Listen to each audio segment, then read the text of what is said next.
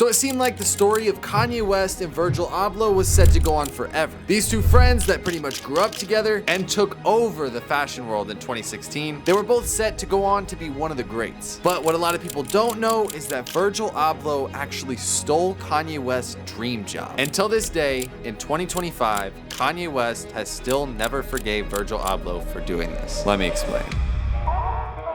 What's up, guys? I told you, we're back. I'm back in full force, baby. I haven't posted in like 8 months, and now we're making the greatest comeback ever. And before we get into this, I just want to tell you guys I love you, and thank you so much for the support. So sit back, relax, and let's get into this story. So Virgil Abloh's story was nothing short of insane. From working with some of the best music artists in the world, to working with Kanye West, and using him as a stepping stone to work with Louis Vuitton, one of the biggest fashion brands in the entire world. But let's start from the beginning. So Virgil Abloh was born right outside of the big city of Chicago. He described himself as one of them kids that grew up in the 90s that was obsessed with sports just like everybody else, but also had this grungy side of skateboarding and graffiti. And later on, this skateboarding culture actually evolved into his passion for fashion and design. See, from an early age, he saw skateboarding as not just like a hobby, it was also a lifestyle and an art. And remember that, because that's important. And then later on the design side, him and his friends actually used to create sketches of Nike shoes and send them to Nike in hopes that they would pick up and use one of their designs, and which of course they never replied, but this is some of the craziest foreshadowing ever, as Virgil Abloh then went on to make some of the most sought after sneakers that Nike has ever released. When Virgil Abloh started to get a little bit older, he took classes in Wisconsin in college to become an architect actually. And he did this just to please his parents. He stated this was not really what he wanted to do, but he felt like since his parents were immigrants and came over here, that he owed it to them that he had to go and do this because it's what they wanted and they worked so hard to get over here. So he went on to get his master's degree in architecture. But during this architecture stuff is when he learned how to use the programs to make t-shirts and clothing and stuff like that. And after getting this degree, he wanted to make some clothing that resembled the streetwear skate culture that he used to grow up in. So he made some designs and sent them to a screen printing company, a little tiny t-shirt shop in Chicago.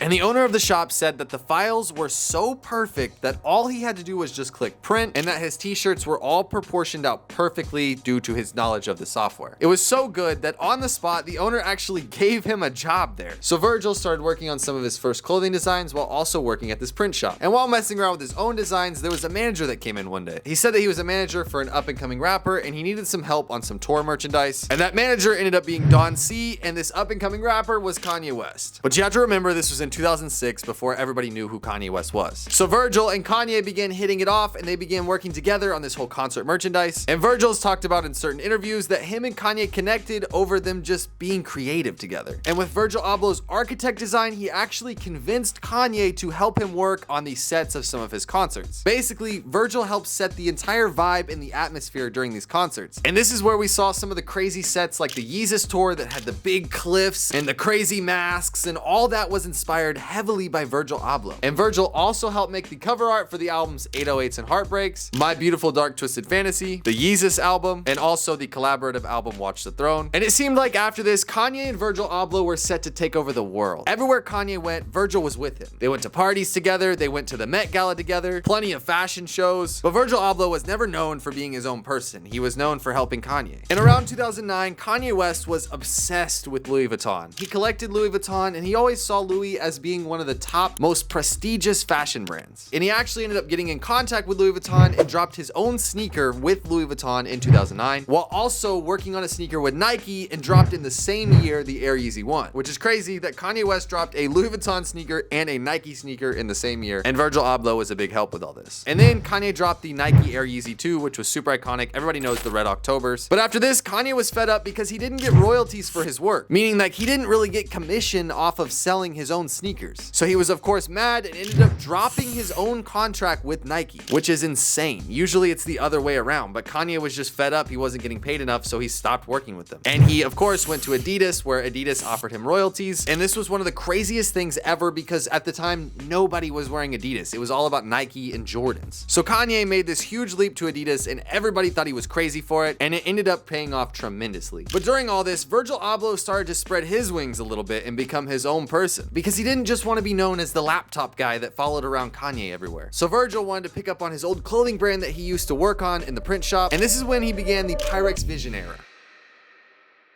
And during this time, he actually got a lot of heat for this because he got caught buying dead stock flannels from Ralph Lauren for $40 a piece. And then he would print his word Pyrex on the back and the number 23 after his favorite basketball player. And then he would price them at $550 and they would sell out every time. And he did this because he learned that it wasn't about the materials themselves. It was about the lifestyle and the image of the brand. Kind of like with the whole skateboarding lifestyle from his childhood. And then he stopped doing Pyrex altogether because he noticed something in the fashion world. Virgil Abloh thought that there was no grunginess to high-end fashion at all. It was all known as a status of wealth. It was bougie. So Virgil Abloh went on to make a brand that changed the world forever. He took inspiration from his upbringing like graffiti and skateboarding and that whole grunginess era of his life. And he formed that into a high fashion brand that was called Off-White. And when he launched this, the fashion blogs actually refused to make articles about it because they thought it was dumb. When you think of Louis Vuitton and Gucci and all, it's like a very clean-cut image. And Virgil Abloh was bringing the exact opposite of this. And since he worked with Kanye and he had big connections, he ended up getting people like Jay-Z, A$AP Rocky, Beyonce, and Drake to wear his brand in the very, very early stages. And instead of paying for commercials like all the other brands would do, he just had his friends wear it and use social media to promote it. Basically, his strategy was, if all the celebrities are wearing it, then you're gonna buy it. And it worked. Off-White took off and became one of the craziest things of 2015 and 2016. And during the same time, Kanye was dropping his Yeezys with Adidas, and the two of them took over the entire world. It seemed like every celebrity was wearing Off-White and Yeezy shoes. The shirts with the big X's on the back, the skinny jeans, like this was an era. And nobody was wearing Nikes, nobody was wearing Jordans. It was all about Yeezys. So Nike, since they couldn't work with Kanye West, they went for the next best thing. Kanye's design apprentice, which was Virgil Abloh. Since they couldn't get to Kanye West, they went straight to his team. And they ended up giving Virgil a sneaker line, which was the top 10 best-selling Nike sneakers of all time. They let him do his own collab on it. And the craziest part was, they gave him royalties. And this made Kanye very angry at the time. Since they couldn't get him, they got his team. And he felt like this was a huge betrayal from Nike and also Virgil Abloh. But Virgil went on to drop the 10 most iconic sneakers, in my opinion, of all time. The Off-White 10 collection was one of the craziest things ever. And when you think of the word hypebeast, you think of Off-White sneakers. Virgil began cutting sneakers up and just putting them back together to give them a deconstructed look, and this became his signature. And Nike began giving him more and more and more collabs. And this was only making Virgil Abloh and Off-White just take over the world. Like, this made him the biggest brand ever. And Virgil was known as one of the biggest names ever at this time. And Kanye was very frustrated about this, regardless of Virgil being one of his best friends. And he said that Nike just began to scramble ever since he left for Adidas, and that them going after his designer was where they crossed the line. But he also said that Virgil has a family and he has money to make and mouths to feed, so he understood kind of why Virgil took this opportunity. And after the huge success of the Adidas Yeezys, a lot of people don't know that in 2017, Kanye was in talks with Louis Vuitton. Apparently, according to Kanye, he had met multiple times with the CEO, and they actually agreed on a verbal contract with a handshake. Now, none of this stuff was in writing or paperwork, but they both had a verbal agreement that they were going to be working together in the next 3 months. And to promote this, Kanye started performing at their museum, and then, after 2 months of silence, it comes out. Louis Vuitton admits Virgil Abloh as their new creative director. This was all over the news, and this was anything that anybody could talk about. Virgil Abloh, a kid that grew up doing graffiti and skateboarding, is now the head designer at Louis Vuitton. Not only that, he was the first black creative director of Louis Vuitton as well. And a lot of people were super mad about this because they saw Louis Vuitton as a prestigious brand. And Virgil bringing his streetwear aesthetic into this brand, fashion blogs were super upset because they felt like Louis Vuitton would never be the same again. But do you know who was even more upset? Kanye West. This pretty much drove Kanye into insanity. And this is also when we began to see Kanye pretty much lose his mind and go off the walls on social media. Kanye felt betrayed because, again, instead of choosing Kanye, they chose his apprentice, which Kanye fully believed that he made Virgil Abloh, which he definitely did help popularize Pyrex Vision back in the day. Kanye began wearing Virgil's Pyrex shirts while he went on tour and performed, and it gained popularity very quickly. Kanye began wearing a lot of Off-White and letting Virgil use all of his connections to blow up his brand. Now, I'm not discrediting Virgil for any of his work, but Kanye felt betrayed once again, but this time on the biggest scale with one of the biggest brands ever.